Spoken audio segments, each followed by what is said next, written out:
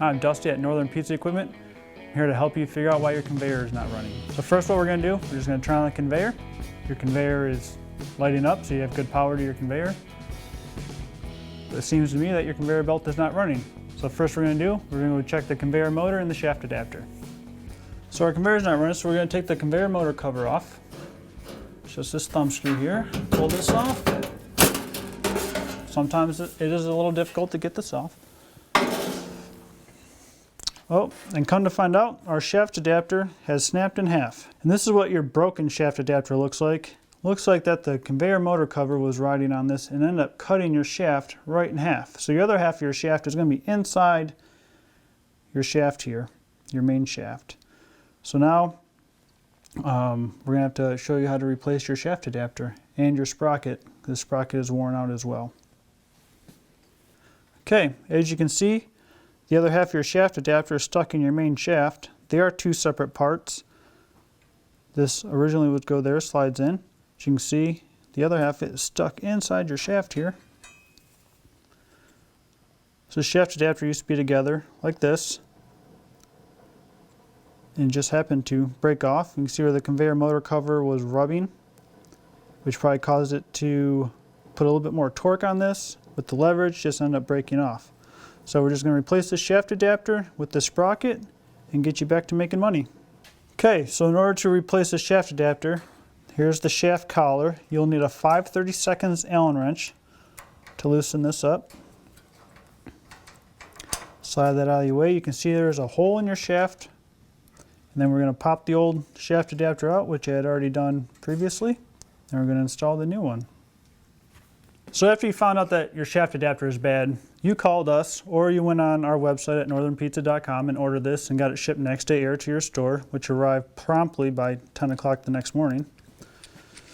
We're going to install this. First, you can do it one or two ways. You can put the sprocket on first, or you can just slide this in there. For demonstration purposes, we're going to install this first, and then we're going to install the sprocket. So first, we're just going to install the shaft adapter into the end of your drive shaft here. See this flat side? Want this facing up to line up with that hole that we uncovered earlier. So we're going to install that. You can get that in there as far as possible. You can see it hits. That's perfect. So then we want to tighten up our shaft collar. It's your 5/32 Allen wrench. And the set screw is going to go right down into that hole and right onto the flat of that shaft adapter. I'm going to make sure that's nice and tight. If this comes loose, as you've seen earlier, this could cause your conveyor not to spin as well. So that's nice and tight, and now we're just going to align the sprocket. Okay, as you can see, we got our new shaft adapter sprocket. It has two set screws. Our shaft adapter has a V notch cut out of the shaft adapter. One of these two set screws needs to go in there. Does not matter which one. So we're just going to put one in there. Just want to snug it up just a little bit, just so it won't rotate. We don't want to snug it down too hard because we got to line up the chain, and that's how we're going to do that. So you'll need a 9/16 socket, the ratchet, or a wrench, whatever you have. Loosen these screws up. These are 9/16. So you have a 9/16 ratchet or wrench, whatever you have handy. So now this will move up and down, which will make it extremely easy to install the chain on your sprocket. Just lift your motor up like this and plop the chain right on your sprocket. Make sure that's good. And now we're just going to line up the chain before we tighten up the shaft adapter sprocket. As you can see, our chain is not properly lined up, so you would not want to tighten down the shaft adapter sprocket. So we want to make sure that chain is nice and straight. You can use the extension right here. You can keep it in your finger just to keep a nice perfect line all the way down. And once it's tight, you just take your 1/8 Allen wrench and you tighten that down as hard as you can without busting your Allen wrench. And make sure you get both of your set screws tightened. And once both of those are tightened, we need to go back over here and I'll show you how to set the tension on your chain. Now we're going to set the tension on this chain. You don't want it too sloppy. You don't want these, moving like that. Basically, you're just going to use the weight of that being loose to tighten it up. See, I just kind of dropped it. That's perfect.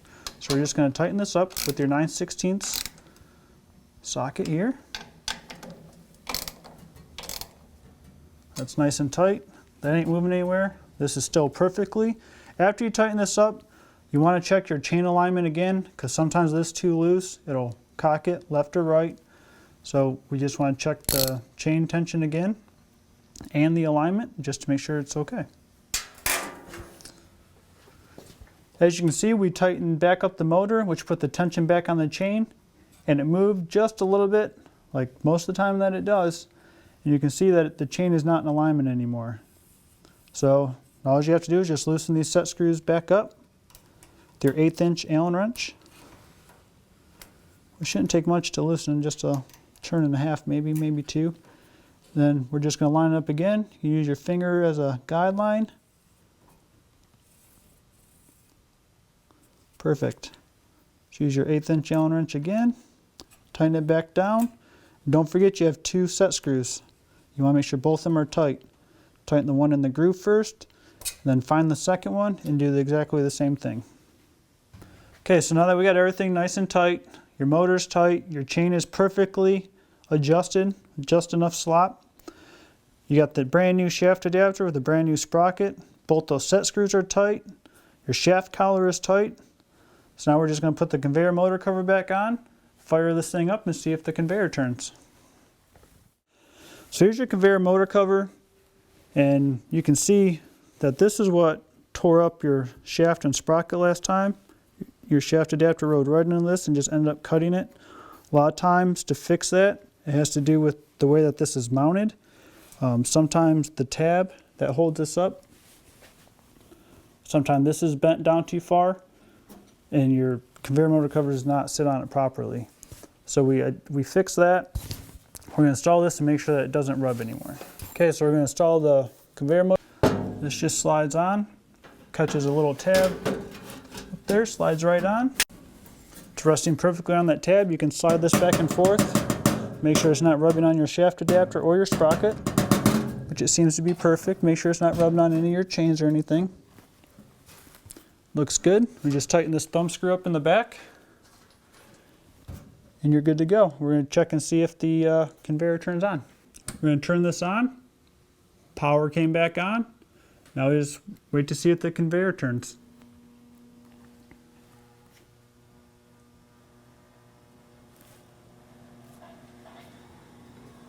And the conveyor seems to be turning.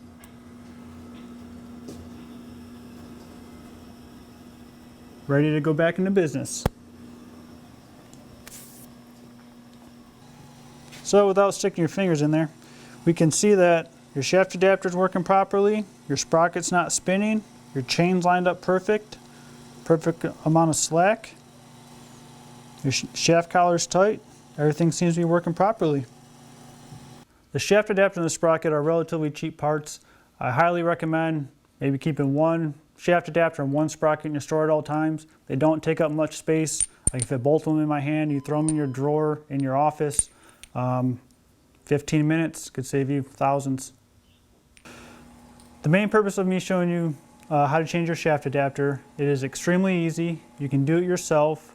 You don't need a certified technician to do it. The parts are relatively cheap. A lot of customers stock these parts. That way if they break, you can fix them same day. It takes you about 20 minutes to change them.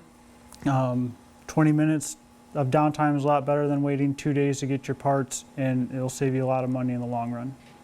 But if you do need to order the parts, you can give Northern Pizza a call, or you can visit our website at northernpizza.com. We carry all makes and models of parts for pizza ovens. We have a full line of tech support, service. We stock all these parts in stock. Most of them go out same day shipping. Saves you time, saves you money. We're here to help.